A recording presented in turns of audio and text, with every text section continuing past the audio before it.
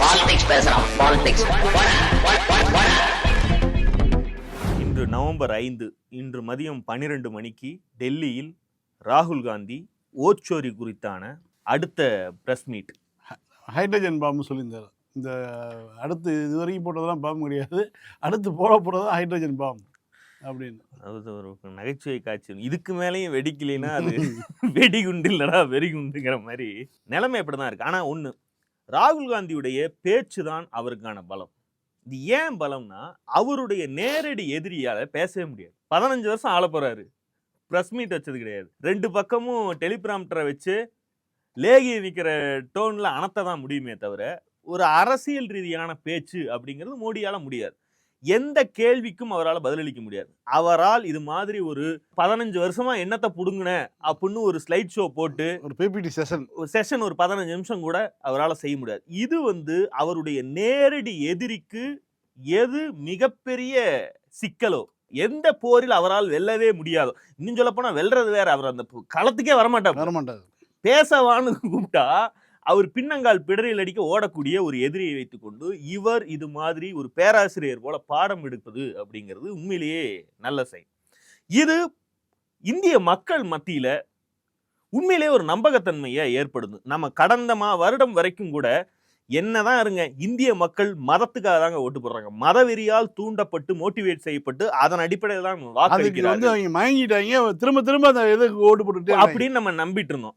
ஓச்சோரி வெளியே வந்ததற்கு பிறகுதான் இந்திய மக்கள் நாம் நினைத்த மாதிரி கிடையாது. இங்க இருக்கக்கூடிய எலைட் சமூகங்கள் பாஜகவை ஆதரிப்பதற்கு மதவெறி ஒரு முக்கியமான காரணமாக இருந்தாலும், உழைத்து சாப்பிடக்கூடிய அன்றாடங்காய்ச்சிகள் அவர்கள் தான் இந்த நாட்டுடைய பெரும்பான்மை மக்கள். அவர்கள் வடக்கு தெற்கு கிழக்கு மேற்கு என்று இல்லாமல் இந்தியா முழுக்க பாஜகவுக்கு எதிரான மனநிலையில் இருந்தாலும், தேர்தல் வெற்றிக்கான முறை இந்திய வெஸ்ட்மினிஸ்டர் தேர்தல் அமைப்புல இது மாதிரியான மோசடிகளை செய்தாலே வெற்றி பெற முடியும் என்று பாஜக திட்டமிட்டு வெற்றி பெற்று வருகிறதுங்க தெரிந்ததற்கு பின்னாடி இந்த பேச்சுகள் பாசிட்டிவான ஒன்னாதான் பார்க்கணும். இன்னொன்னு, பாஜக ராகுல் காந்தியுடைய இது போன்ற தொடர்ச்சியான குற்றச்சாட்டுகளுக்கு ரியாக்ட் செய்யாமல் இருப்பது, ரியாக்ட் பண்ணாமல் இருக்கிறதுனா அவங்க எப்படி அதை ஒரு நூதனமான முறையில் அணுகுறாங்க. இன்றைக்கு பேசியிருக்காருன்னா உடனடியாக கிரண் ரிஜிஜு பிரஸ் மீட் வைக்கிறார். உன்னை பத்தி அவங்க ஏதாவது பேசினாங்களா? தேர்தல் ஆணையம் தேர்தல் மோசடி செய்து இதன் மூலமாக பாஜக ஆட்சிக்கு வருது, ஒவ்வொரு மாநிலத்திலும் வெற்றியை பறிக்கிறார்கள். ஹரியானால எல்லா எக்ஸிட் போலும் எங்களுக்கு வரும் 68 58 வரைக்கும் எங்களுக்கு சீட்டு கிடைக்கும்னு சொன்னாங்க. 18 20 வரைக்கும் தான் பாஜகவுக்கு சீட்டு கிடைக்கும்னு சொன்னாங்க. ஆனால் வந்தது அப்படியே தலைகீழாக வந்திருக்கிறது. வெற்றியை எங்களிடம் பறித்து விட்டார்கள், மாநிலத்தை எங்களிடம் பறித்து விட்டார்கள் அப்படின்னு குற்றச்சாட்டு. நம்பர்ஸ் பார்த்தோம்னா 12.5 கிட்டத்தட்ட 12% ஓட்டை 8இல் 1 ஓட்டு போர்ஜரி செய்யப்பட்டிருக்கிறது. அதான் 12% ஓட்டு. அப்போ 2 கோடிக்கு மேல இருக்கக்கூடிய வாக்காளர்கள் இருக்கக்கூடிய ஒரு மாநிலத்தில் 25 லட்சம் நான் அபிஷியலா சொல்றேன். இது போக ஃபார்ம் 6 7 அதுலயும் ஃப்ராட் பண்ணிருக்காங்க. படிவங்கள் மோசடி செய்யப்பட்டவை இன்னும் எங்களால ஆதாரபூர்வமா கணக்கெடுத்து சொல்ல முடியல. அதையும் சேர்த்தா அது இன்னொரு கூடுதலா ஒரு 10 15 லட்சம் வரலாம். ஆனால் நான் அலுவல் பூர்வமாகவே சொல்லுகிறேன், இங்க 25 லட்சம் ஓட்டுகள் மோசடி மூலமாக நடத்தப்பட்டிருக்கிறது அப்படின்னு ஒரு குற்றச்சாட்டு வைக்கிறார். இந்நேரம் பதில் சொல்லுவதற்கு எலெக்ஷன் கமிஷனுக்கு வகை இல்லைங்கிறது புரியுது. ஆனால் எலெக்ஷன் கமிஷன் இதற்கு ரியாக்ட் பண்றதுக்கு முன்னாடி பாஜக அதை அரசியல் ரீதியாக பதிலளித்து, ஏன்னா எலெக்ஷன் கமிஷன் பேசுவதை, எலெக்ஷன் கமிஷனர் பேசுவதை அதில் உண்மை இருக்கிறதா பொய் இருக்கிறதான்னு முட்டு கொடுப்பதற்கு யாருமே வரமாட்டாங்க. ஆனா பாஜகவுடைய ஒன்றிய அமைச்சர் இதற்கு முட்டு கொடுக்கும் போது ஒட்டுமொத்த பாஜக ஈகோ சிஸ்டமும் அந்த தன்னுடைய கட்சியுடைய அமைச்சருடைய பேச்சுக்கு முட்டு கொடுக்கறதுக்கு தயாரா வந்துருங்க. இதுதான் அவர்களுக்கு தேவை. இந்த விதத்தில் தான் ஓச்சோரியை பாஜக அணுகுகிறது. இன்னொன்று, மீடியாவை வைத்து, தேர்தல் ஆணையத்தை வைத்து இது ஒரு விஷயமே கிடையாது, ராகுல் காந்தி சாதாரண ஒரு விஷயத்தை ஊதி பெரிதாக்கி கொண்டிருக்கிறார், இந்த மோசடிகள்லாம் காலகாலமா நடக்கக்கூடிய ஒன்றுதான் அப்படின்னு பதிய வைப்பது, அதை மீண்டும் மீண்டும் பேசுவது, இது ஒரு மிக முக்கியமான விஷயமே கிடையாது. நீங்க வேணா நாளைக்கு வடநாட்டுல இருக்கக்கூடிய, தமிழ்நாட்டுல கூட போடுறதுக்கு வாய்ப்பு இருக்கு, இந்தியா முழுக்க இருக்கக்கூடிய நாளிதழ்களை எடுத்து பாத்தீங்கன்னா இந்த விஷயம் முதல் பக்கத்தில் இருக்கிறதா என்று பாத்தீங்கன்னா அது 3வது பக்கத்துல ஒரு கட்டம் கட்டி ஓரமா போட்டுருவாங்க. இது மறைமுகமாக மக்கள் மனதில் பதிய செய்ய விரும்பக்கூடிய விஷயம் என்னன்னா, இது ஒரு பெரிய விஷயம் கிடையாது. தங்க விலை உயர்வு இருக்கக்கூடிய ஒரு விளம்பர மாடல 22 இடத்துல ஓட்டு போட வைக்கிறது பெரிய விஷயம் கிடையாது. இது மீடியா மூலமா நம்மளால சாதிக்க முடியும் அப்படின்னு பாஜக நம்புது. இது ஒரு பக்கம் இருந்தாலும், அவர்கள் அப்படி நடிப்பதாக பாவனை செய்வது ஒரு பக்கம் இருந்தாலும், மறுபக்கம் அதனுடைய பல தேர்தல்களின், பல மாநில தேர்தல்களின் வெற்றி சூட்சுமம் என்பது இந்த வழியாக ராகுல் காந்தி மூலமாக அம்பலப்பட்டிருக்கிறது என்றால், இதனுடைய நஷ்டத்தையும் பாஜக கணக்கு போட்டுக்கொண்டு தான் இருக்கு. நீங்க எப்படி கடந்த கால தேர்தலில் பாஜக செய்த மோசடிகளை அம்பலப்படுத்துவதற்கான வேலை திட்டத்துல நீங்க பிஸியா இருக்கீங்களோ, அதே மாதிரி அவன் இன்னொன்னு பண்ணுவான். இதையெல்லாம் கண்டுபிடிச்சிட்டீங்கன்னா அடுத்த தேர்தலுக்கு நான் என்ன புதுமையான ஃப்ராடு பண்ண முடியும். இந்த ஆங்கிள் அவன் யோசிச்சு அவன் தன்னுடைய வேலையை பாஜக செய்து கொண்டிருக்கு. இனிமேல் இதை செய்தால் மாற்றிக்கொள்வோம். அப்ப வேறு என்ன மோசடி செய்து மீண்டும் வெல்ல முடியும்? செய்த மோசடிகளுடைய தடயங்களை அழிக்க வழி இருக்கிறதா என்பதுடைய விடைதான் இப்ப நாடு முழுக்க பாஜக செய்து கொண்டிருக்கக்கூடிய SIR. ஏன்னா இந்த விஷயத்தை பப்பரப்பேனு பண்டில் பண்டிலா தேர்தல் வாக்காளர் பட்டியலை கொண்டு வந்து மேடையில வைத்து இப்படித்தான் நடந்திருக்கிறது. ஒரே புகைப்படம் இருக்கக்கூடிய ஒரு பெண்ணை, அந்த பெண்ணும் இந்திய நாட்டவரே கிடையாது, பிரேசிலை சேர்ந்த ஒரு மாடல், இந்த பெண்ணுக்கு சிம்பிளா மஞ்சு லல்லி பில்லின்னு பேரை வச்சு விட்டு அந்த பெயர்களின் மூலம் பல்வேறு பூத்துகளில் இவரை வேட்பாளராக சேர்த்திருக்கிறார்கள் என்றால், அதாவது இந்திய குடிமகன் ஒருவருடைய புகைப்படம் இருக்கு 4 இடத்துல வருதுன்னா அதை கூட நீங்க ஒரு கிளரிக்கல் எரர்னு ஒரு லாஜிக்காவது ஏத்துக்கலாங்க. இந்தியாவிலேயே இல்லாத கூகுளில் தேடி பிடிக்கக்கூடிய ஒரு படத்தை எலெக்ஷன் கமிஷன் தன்னுடைய வாக்காளர் பட்டியலில் பல்வேறு பூத்துகளில் வாக்காளராக அப்போ இது சென்ட்ரலைஸ்டா நடக்குது. She votes 22 times in Haryana and she votes in 10 different booths in Haryana and she's got multiple names: Seema, Sweetie, Saraswati, Rashmi, Vimla. Now what's interesting about this and why I'm opening with this slide is because this happens in 10 booths. That means that this is a centralized operation. That somebody fed this lady into the electoral list at a centralized level, not at the booth level. If anybody can guess this. Anybody? She's from Brazil. She's a Brazilian model. இது booth வாரியா நடக்கல, எல்லா பூத்துலயும் இந்த பேரை போடுன்னு மேலிருந்து திட்டமிட்டு செயல்படுத்தப்பட்டிருக்கக்கூடிய மோசடி இது அப்படிங்கறதான் இதுல இருக்கக்கூடிய குற்றச்சாட்டு. அப்ப இதெல்லாம் நடந்திருக்கு. இந்தியா முழுக்க எத்தனை தேர்தல்களில் எத்தனை விதமான மோசடிகள் இந்த மாதிரி செய்திருக்கிறார்கள் அப்படிங்கிறத ஒரு பட்டியல் போடுறார். பாஜகவுக்கும் தேர்தல் ஆணையத்துக்கும் இருக்கக்கூடிய வழி என்ன?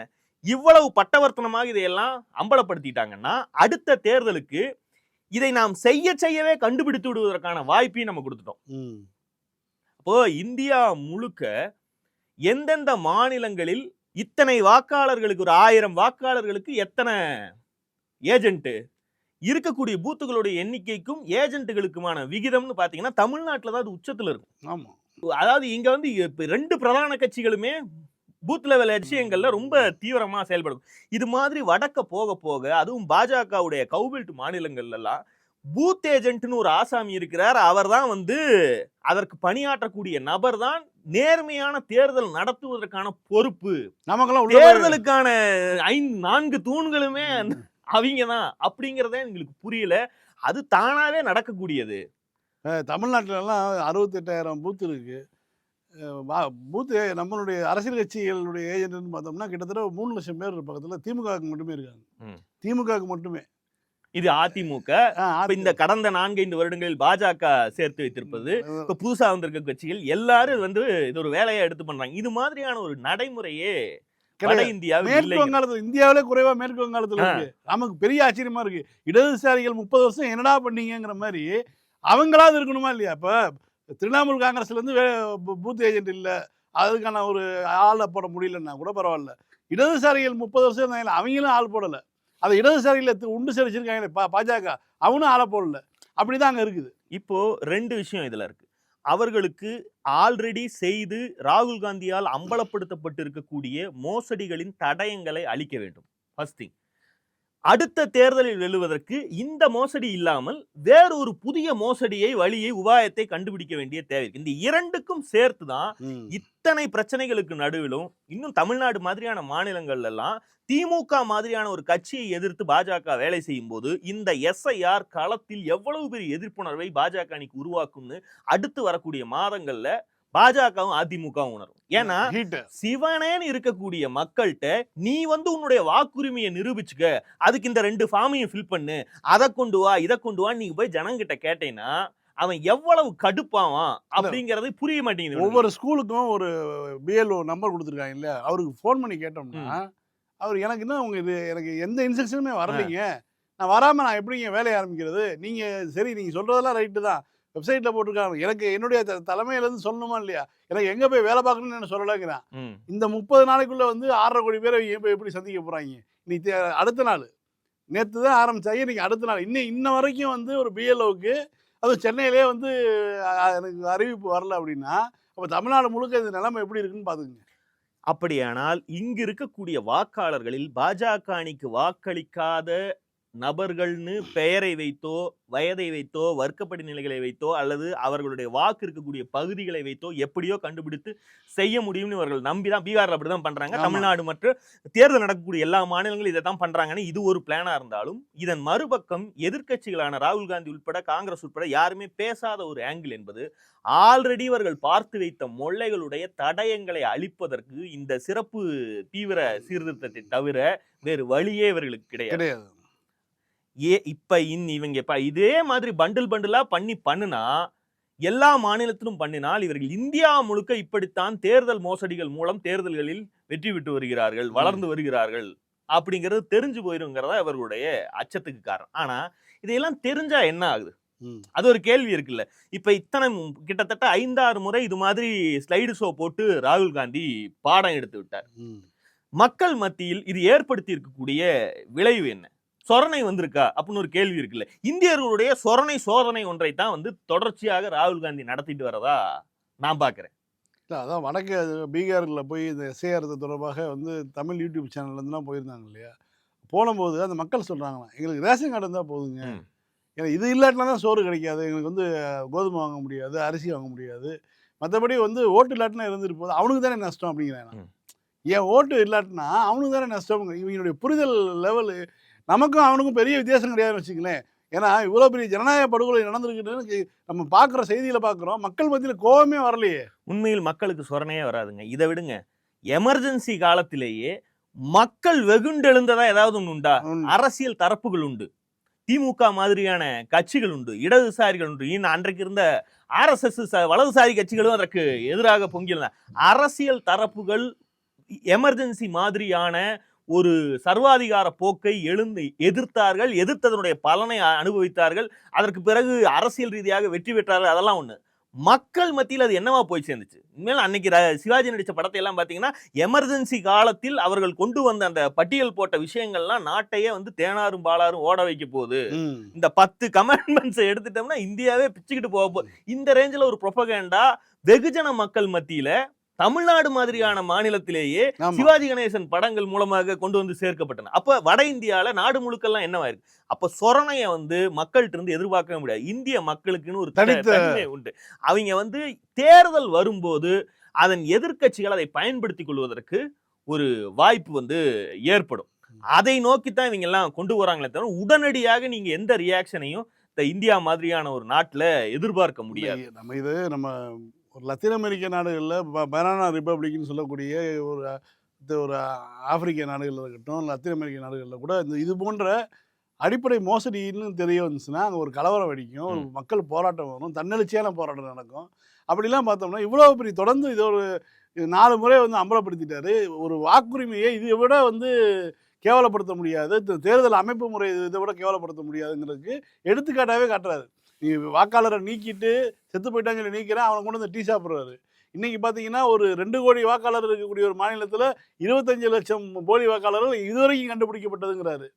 இப்படி வந்து இவ்வளோ பெரிய ஒரு மோசடியை பாஜகவும் தேர்தல் ஆணையமும் சேர்ந்து செய்யுதுன்னு சொல்லி தான் அவர் குற்றச்சாட்டு வைக்கிறாரு. இந்த வெளிநாட்டு பெண் படம் தாண்டி இன்னொரு வயதான முதிய பெண்ணுடைய படத்தையும் வைத்து பக்கமாக ஸ்க்ரோல் பண்ண ஒவ்வொரு பக்கத்திலும் 4 அல்லது 5 முறை அதே பெண்ணுடைய புகைப்படம் வெவ்வேறு பெயர்களுடன். அந்த அம்மா வந்து வாரணாசியில ஓட்டு போடுறாங்க, உத்தரப்பிரதேசலையும் போடுறாங்க, ஹரியானாலையும் போடுறாங்க. அப்போ இதையெல்லாம் இந்த அம்மாவுடைய பெயர் இத்தனை முறை சேர்க்கப்பட்டதற்கான ஆதாரத்தை நான் கொடுத்து விட்டேன்.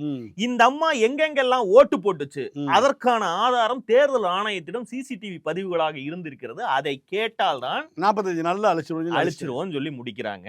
அப்படின்னா இது எப்பேற்பட்ட மோசடி அப்படிங்கறதா ராகுல் காந்தியுடைய கேள்வி. இவ்வளவு திட்டமிட்டு சென்ட்ரலைஸ்டாக ஒரு கிரைமை செய்துவிட்டு பாஜக ஜாலியாக இருக்கிறது என்றால் அது எப்படி? இந்தியர்களிடமிருந்து ஜனநாயக உரிமையை திருடுவது என்பது எருமை மாட்டின் மீது மலை தூறல் பொழிவதை போன்றது. என்ன ரியாக்ட் பண்ணும்? நீங்க ஒரு குற்றம் நடந்துருச்சு, ஒரு வீடியோ கேமரால இருந்த பதிவுகள் நீக்கப்பட்டுச்சுன்னா நீங்க வந்து நவீன ஒரு இதுல உத்திகள் மூலமா வந்து மீட்டெடுக்கிறீங்க இல்லையா? கோர்ட்ல வந்து உத்தரவு அடிப்படையில் அந்த ஹார்ட் டிஸ்க்ல இருந்து எடுத்து திரும்ப வந்து ரெக்கவர் பண்றீங்க இல்லையா? அது மாதிரி ஏன் வந்து தேர்தல் ஆணையத்துக்கு உத்தரவு போடக்கூடாது? நீதிமன்றம் என்ன பண்ணுது? உச்சநீதிமன்றம் அதானங்க கடைக்கோடி நம்பிக்கை அதானே.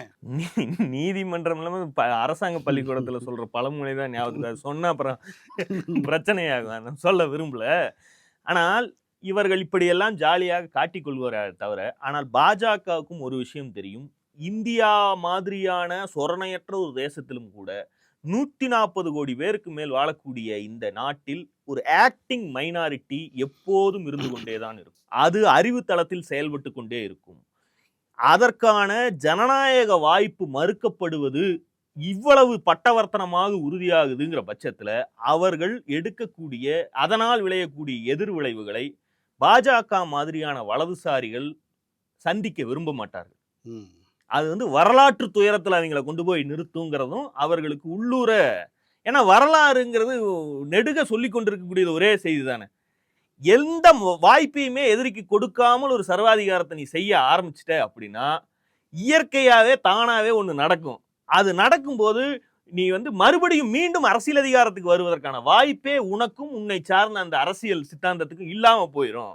அப்படி ஒரு இடத்துக்கு கொண்டு போயிருவாங்கிற அச்சம் வர்றதுனாலதான் இன்றைக்கு தடயத்தை அளிப்பதற்கு இந்த வேலைகளை எல்லாம் பாஜக பார்த்துட்டு இருக்கு அப்படிங்கிறது பார்வை. பீகார் தேர்தல், இதில் நீக்கப்பட்டிருக்கக்கூடிய வாக்காளர்கள், இதையெல்லாம் தாண்டி இந்த தேர்தல்ல ஆர்ஜேடி அறிவித்திருக்கக்கூடிய வாக்குறுதிகள், இந்த தேர்தலுடைய முடிவு, பாஜகவுடைய திட்டம் என்ன, பாஜகவுடைய எதிர்காலம் எப்படி இருக்குங்கிறதுக்கு ஒரு திசைவழி போக்கை காட்டுவதற்கான வாய்ப்பு. நாளைக்கு முதல் கட்ட தேர்தல் 101 தொகுதிக்கு இந்த தேர்தல் ரிசல்ட் வரட்டும்.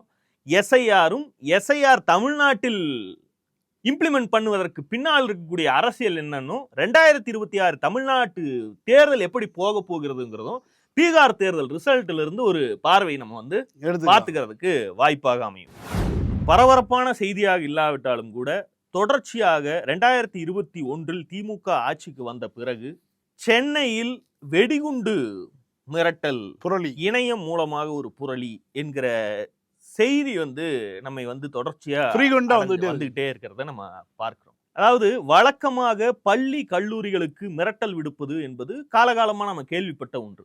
அது சைக்கோக்களுடைய வேலை. மக்கள் பதட்டம் அடைவதை பார்த்து ரசிக்கக்கூடிய ஒரு மனநிலை. இதை செய்பவர்கள் என்றைக்காவது ஒரு நாள் சிக்கிக்கொள்வதையும் பார்த்திருக்கோம்.